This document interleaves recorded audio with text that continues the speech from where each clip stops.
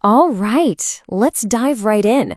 Today, we're talking about something pretty incredible, the deep, powerful connection between the AuDHD brain, that's the unique mix of autism and ADHD, and this intense drive to create, to innovate, and ultimately to find a life filled with real purpose. If you're AuDHD or you know someone who is, this probably hits home.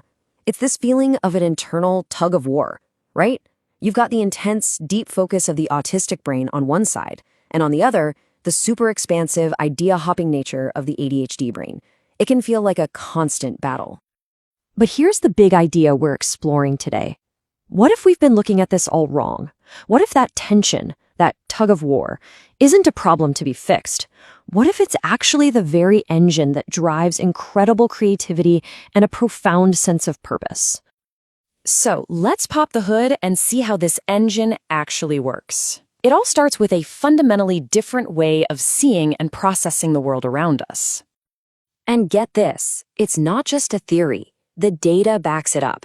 Studies have found that autistic students are a whopping 3 times more likely to go into creative arts and design compared to their peers. 3 times. That's not just a coincidence. It's a huge clue about the wiring of this unique kind of brain. So what's going on here? Well, a big part of it is how information gets processed. Most of our world, our schools, our jobs, they're built for top-down thinking. You start with the big picture, the blueprint, and you fill in the details. The ADHD brain, though, is often a master of the reverse, bottom-up processing. It's like being a detective at a crime scene. You gather all the little details, the sensory clues, the bits and pieces, until suddenly the whole picture just clicks into place. And this is where the magic really happens. You take that autistic brain tendency to tunnel deep, that incredible monotropic focus on one specific thing, and you combine it with the ADHD brain's gift for branching wide, making these wild, creative leaps between totally different ideas. What you get is this amazing synergy called polymathic synthesis. It's the ability to be a deep specialist and a wide-ranging generalist, all at the same time. Now, this creative engine runs on a few key fuels. The first one is divergent thinking. This is that classic ADHD superpower, right? You give it one starting point, and boom, it comes up with a dozen different unique possibilities where someone else might only see one straight path. Then you've got associative thinking. This is the secret sauce of innovation. It's that ability to connect dots that other people don't even know exist on the same page. It's what gives us incredible metaphors, new inventions, and totally fresh perspectives. Add cognitive flexibility to the mix. This is the brain's ability to pivot, to not get stuck in one way of thinking. It means you can look at a problem from this angle, then that angle, and adapt on the fly when new information shows up. And finally, maybe the most crucial component of all, intrinsic motivation. For the AuDHD brain, the real drive doesn't come from grades or money or praise. It comes from within. It's a fire lit by pure, unadulterated curiosity. When that fire is lit, the engine doesn't just run, it soars. Okay, so we see how the AuDHD brain thinks, but why does it feel so compelling? What is that spark of inspiration, really? Let's get into the science of it. It turns out, deep inside our brain, there's a powerful ancient circuit that neuroscientists call the seeking system.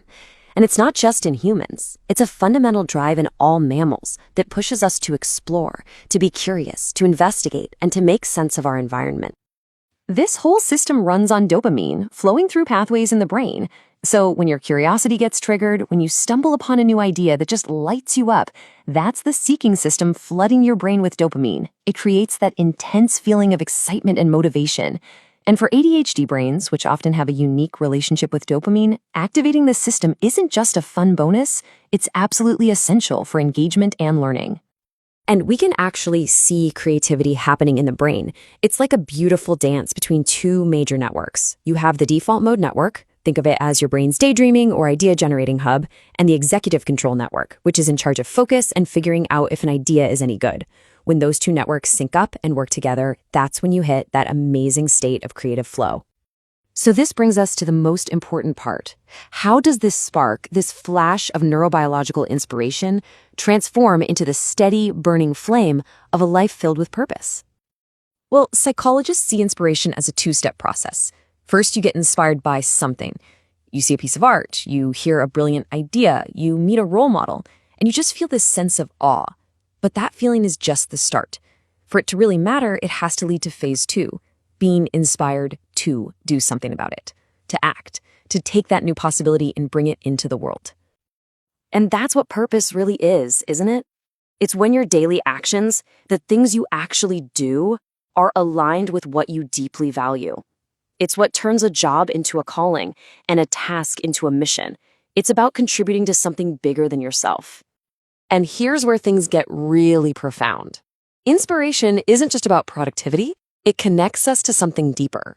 Thinkers like P.A. Sorokin argued that true inspiration taps into these universal, transcendent values: truth, goodness, and beauty. The idea is that when we encounter something that is genuinely beautiful or true, it actually awakens a deep desire within us to be good. This quote from Sorokin just says it all. Experiencing real beauty, whether it's music, art, or even an elegant idea, isn't just a nice little treat. It's transformative. It can literally inspire us to be better people, providing that powerful why that fuels a purpose-driven life. This is something we so often miss in modern education. So, if we know that inspiration is the key that unlocks both learning and purpose for the AuDHD brain, what do we do with that knowledge? How do we build a world that actually fosters it? It means we have to completely change the game. The goal can't be about managing a deficit anymore. It has to be about creating environments that work with this neurobiology. We need learning models that are autonomous, that are project-based, and that are driven by creativity. Things that light up that seeking system and that intrinsic motivation. And the ultimate goal here, it's not about making someone fit into a neat little box. It's about empowering AuDHD individuals to have full authorship over their own lives, to build their own path forward from a place of deep self-knowledge and, just as importantly, a celebration of what makes them unique. So I'll leave you with this final thought to chew on. The potential that is locked inside this neurotype is just immense. What if we stopped trying to fix AuDHD brains?